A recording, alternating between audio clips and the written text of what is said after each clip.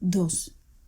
Hacía tiempo que llevaba la enfermedad en incubación, pero no era la horrible vida del presidio, ni los trabajos forzados, ni la alimentación, ni la vergüenza de llevar la cabeza rapada e ir vestido de harapos lo que había quebrantado su naturaleza. ¿Qué le importaban todas estas miserias, todas estas torturas? Por el contrario, se sentía satisfecho de trabajar. La fatiga física le proporcionaba al menos varias horas de sueño tranquilo. ¿Y qué podía importarle la comida? Aquella sopa de coles donde nadaban las cucarachas. Cosas peores había conocido en sus tiempos de estudiante. Llevaba ropas de abrigo adaptadas a su género de vida. En cuanto a los grilletes, ni siquiera notaba su peso. Quedaba la humillación de llevar la cabeza rapada y el uniforme del presidiario, pero ¿ante quién podía sonrojarse? ¿Ante Sonia? Sonia le temía. Además, ¿qué vergüenza podía sentir ante ella? Sin embargo, enrojecía al verla y para vengarse la trataba grosera y despectivamente. Pero su vergüenza no la provocaban los grilletes ni la cabeza rapada. Le habían herido cruelmente en su orgullo y era el dolor de esta herida lo que le atormentaba. Qué feliz habría sido si hubiese podido hacerse a sí mismo alguna acusación. Qué fácil le habría sido entonces soportar incluso el deshonor y la vergüenza. Pero por más que quería mostrarse severo consigo mismo, su endurecida conciencia no hallaba ninguna falta grave en su pasado. Lo único que se reprochaba era haber fracasado, cosa que podía ocurrir a todo el mundo. Se sentía humillado al decirse que él, Raskolnikov, estaba perdido para siempre por una ciega disposición del destino y que tenía que resignarse, que someterse al absurdo de este juicio sin apelación si quería recobrar un poco de calma. Una inquietud sin finalidad en el presente y un sacrificio continuo y estéril en el porvenir. He aquí todo lo que le quedaba sobre la tierra. Vano consuelo para él poder decirse que transcurridos 8 años solo tendría 32 y podría empezar una nueva vida. ¿Para qué vivir? ¿Qué provecho tenía? ¿Hacia dónde dirigir sus esfuerzos? Bien que se viviera por una idea, por una esperanza, incluso por un capricho, pero vivir simplemente no le había satisfecho jamás. Siempre había querido algo más. Tal vez la violencia de sus deseos le había hecho creer tiempo atrás que era uno de esos hombres que tienen más derechos que el tipo común de los mortales. Si al menos el destino le hubiera procurado el arrepentimiento punzante que destroza el corazón y quita el sueño, el arrepentimiento que llena el alma de terror hasta el punto de hacer desear la cuerda de la horca o las aguas profundas. ¿Con qué satisfacción lo habría recibido? Sufrir y llorar es también vivir. Pero él no estaba en modo alguno arrepentido de su crimen. Si al menos hubiera podido reprocharse su necedad, como había hecho tiempo atrás por las torpezas y los desatinos que le habían llevado a la prisión. Pero cuando reflexionaba ahora, en los ratos de ocio del cautiverio, sobre su conducta pasada, estaba muy lejos de considerarla tan desatinada y torpe como le había parecido en aquella época trágica de su vida. ¿Qué tenía mi idea? Se preguntaba. Para ser más estúpido que las demás ideas y teorías que circulan y luchan por imponerse sobre la tierra desde que el mundo es mundo. Basta mirar las cosas con amplitud e independencia de criterio, desprenderse de los prejuicios para que mi plan no parezca tan extraño. Oh, pensadores de 4 cuartos, ¿por qué os detenéis a medio camino? ¿Por qué mi acto os ha parecido monstruoso? ¿Por qué es un crimen? ¿Qué quiere decir la palabra crimen? Tengo la conciencia tranquila. Sin duda, he cometido un acto ilícito. He violado las leyes y he derramado sangre. Pues cortadme la cabeza y asunto concluido. Pero en este caso, no pocos bienhechores de la humanidad que se adueñaron del poder, en vez de heredarlo desde el principio de su carrera, debieron ser entregados al suplicio. Lo que ocurre es que estos hombres consiguieron llevar a cabo sus proyectos. Llegaron hasta el fin de su camino, y su éxito justificó sus actos. En cambio, yo no supe llevar a buen término mi plan, y en verdad esto demuestra que no tenía derecho a intentar ponerlo en práctica. Este era el único error que reconocía, el de haber sido débil y haberse entregado. Otra idea le mortificaba. ¿Por qué no se había suicidado? ¿Por qué habría vacilado cuando miraba las aguas del río y en vez de arrojarse prefirió ir a presentarse a la policía? Tan fuerte y tan difícil de vencer era el amor a la vida. Pues Svidrigailov lo había vencido, a pesar de que temía a la muerte. Reflexionaba amargamente sobre esta cuestión y no podía comprender que en el momento en que, inclinado sobre el Neva, pensaba en el suicidio. ¿Acaso presentía ya su tremendo error? ¿La falsedad de sus convicciones? No comprendía que este presentimiento podía contener el germen de una nueva concepción de la vida y que le anunciaba su resurrección. En vez de esto, se decía que había obedecido a la fuerza oscura del instinto, cobardía, debilidad. Observando a sus compañeros de presidio, se asombraba de ver cómo amaban la vida, cuán preciosa les parecía. Incluso creyó ver que este sentimiento era más profundo en los presos que en los hombres que gozaban de la libertad. Qué espantosos sufrimientos habían soportado algunos de aquellos reclusos, los vagabundos, por ejemplo. Era posible que un rayo de sol, un bosque umbroso, un fresco riachuelo que corre por el fondo de un valle solitario y desconocido tuviesen tanto valor para ellos, que soñaran todavía como se sueña en una amante, en una fuente cristalina vista tal vez 3 años atrás. La veían en sus sueños, con su cerco de verde hierba y con el pájaro que cantaba en una rama próxima. Cuanto más observaba a aquellos hombres, más cosas inexplicables descubría. Sí, muchos detalles de la vida del presidio, del ambiente que les rodeaba, eludían su comprensión. ¿O acaso él no quería verlos? Vivía como con la mirada en el suelo, porque le era insoportable lo que podía percibir a su alrededor. Pero, andando el tiempo, le sorprendieron ciertos hechos cuya existencia jamás había sospechado y acabó por observarlos atentamente. Lo que más le llamó la atención fue el abismo espantoso, infranqueable, que se abría ante él y aquellos hombres. Era como si él perteneciese a una raza y ellos a otra. Unos y otros se miraban con hostil desconfianza. Él conocía y comprendía las causas generales de este fenómeno, pero jamás había podido imaginarse que tuviesen tanta fuerza y profundidad. En el penal había políticos polacos condenados al exilio en Siberia. Estos consideraban a los criminales comunes como unos ignorantes, unos brutos, y los despreciaban. Raskolnikov no compartía este punto de vista. Veía claramente que en muchos aspectos aquellos brutos eran más inteligentes que los polacos. También había rusos, un oficial y varios seminaristas que miraban con desdén a la plebe del penal, y Raskolnikov los consideraba igualmente equivocados.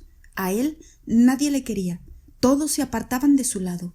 Acabaron por odiarle. ¿Por qué? Lo ignoraba. Le despreciaban y se burlaban de él.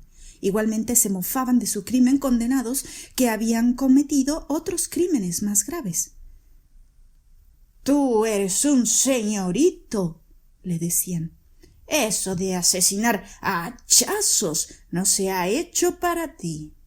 No son cosas para la gente bien». La segunda semana de Cuaresma le correspondió celebrar la Pascua con los presos de su departamento. Fue a la iglesia y asistió al oficio con sus compañeros. Un día, sin que se supiera por qué, se produjo un altercado entre él y los demás presos. Todos se arrojaron sobre él furiosamente. «Tú eres un ateo, tú no crees en Dios», le gritaban. «Mereces que te maten». Él no les había hablado de Dios ni de religión jamás. Sin embargo, querían matarlo por infiel. Rodia no contestó. Uno de los reclusos, ciego de cólera, se fue hacia él, dispuesto a atacarlo. Raskolnikov le esperó en silencio. con una calma absoluta, sin parpadear, sin que ni un solo músculo de su cara se moviera. Un guardián se interpuso a tiempo. Si hubiese tardado un minuto en intervenir, habría corrido la sangre. Había otra cuestión que no conseguía resolver. ¿Por qué estimaban todos tanto a Sonia?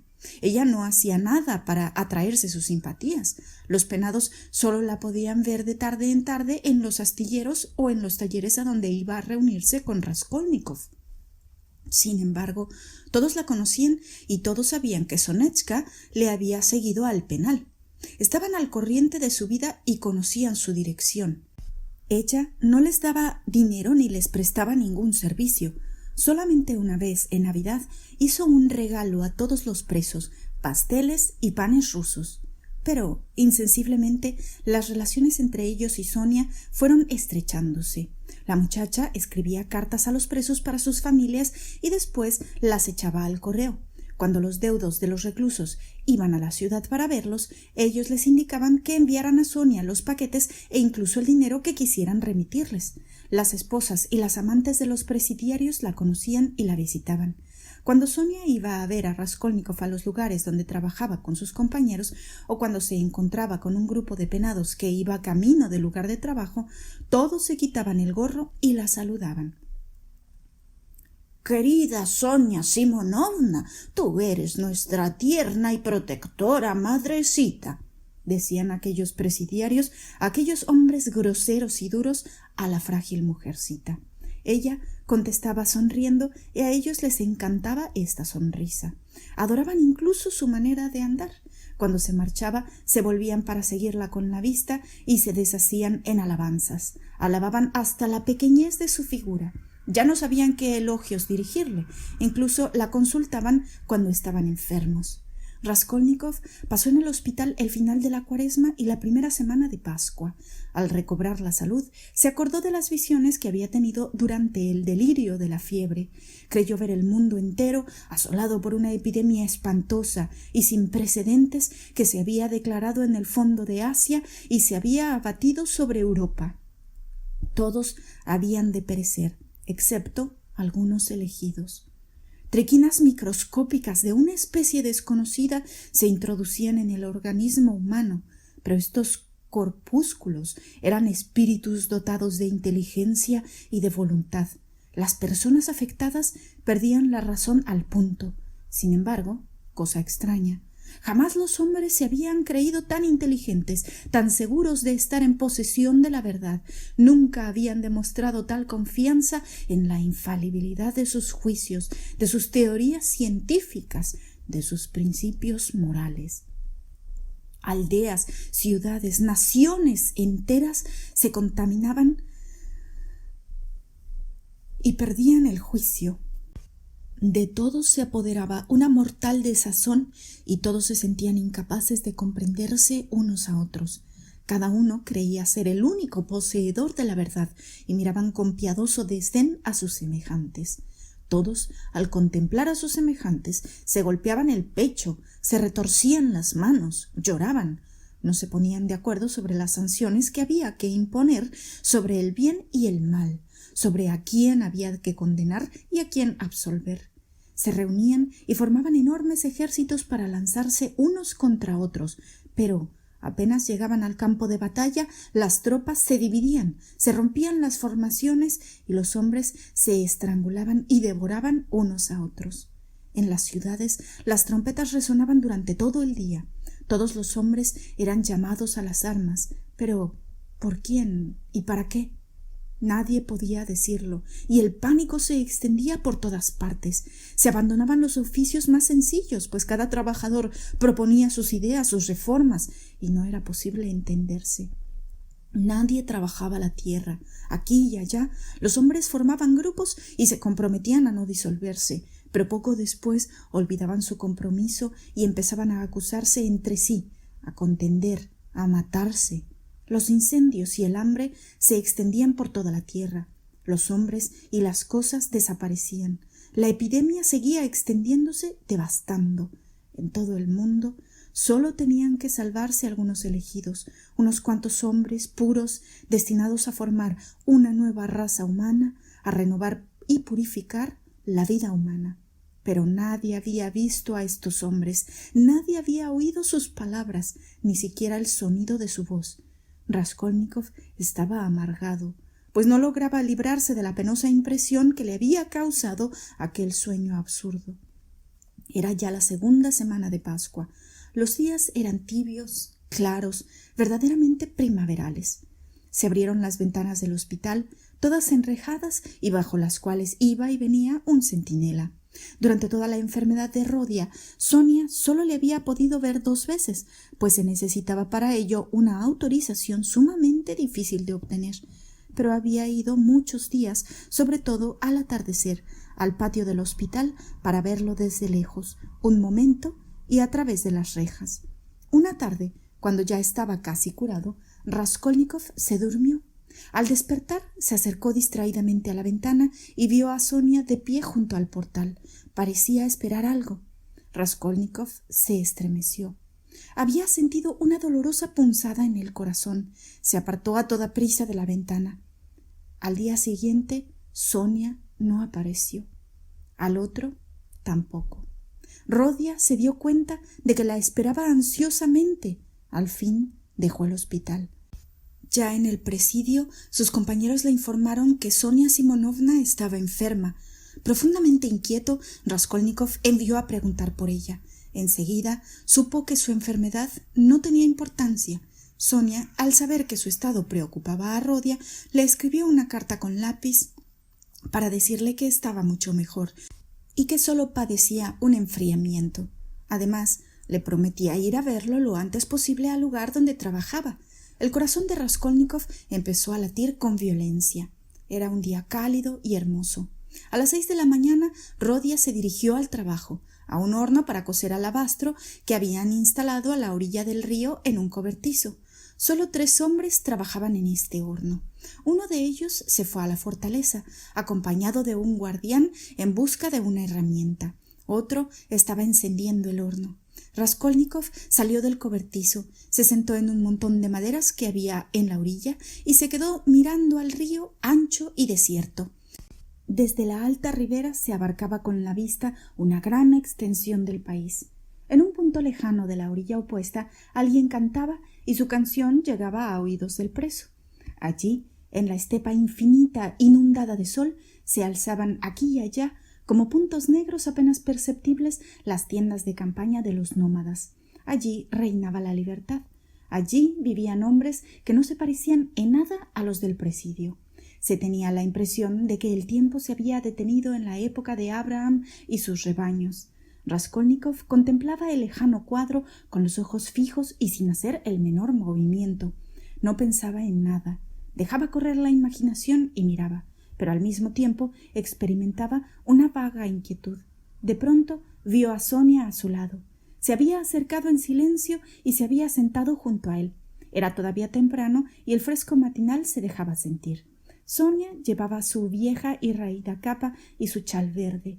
Su cara, delgada y pálida, conservaba las huellas de su enfermedad. Sonrió al preso con expresión amable y feliz y, como de costumbre, le tendió tímidamente la mano. Siempre hacía este movimiento con timidez. A veces incluso se abstenía de hacerlo por temor a que él rechazara su mano, pues le parecía que Rodia la tomaba a la fuerza. En algunas de sus visitas incluso daba muestras de enojo y no abría la boca mientras ella estaba a su lado. Había días en que la joven temblaba ante su amigo y se separaba de él profundamente afligida. Esta vez, por el contrario, sus manos permanecieron largo rato entrelazadas. Rodia dirigió a Sonia una rápida mirada y bajó los ojos sin pronunciar palabra. Estaban solos. Nadie podía verlos. El guardián se había alejado. De súbito, sin darse cuenta de lo que hacía y como impulsado por una fuerza misteriosa, Raskolnikov se arrojó a los pies de la joven, se abrazó a sus rodillas y rompió a llorar. En el primer momento, Sonia se asustó, mortalmente pálida. Se puso en pie de un salto y le miró temblorosa.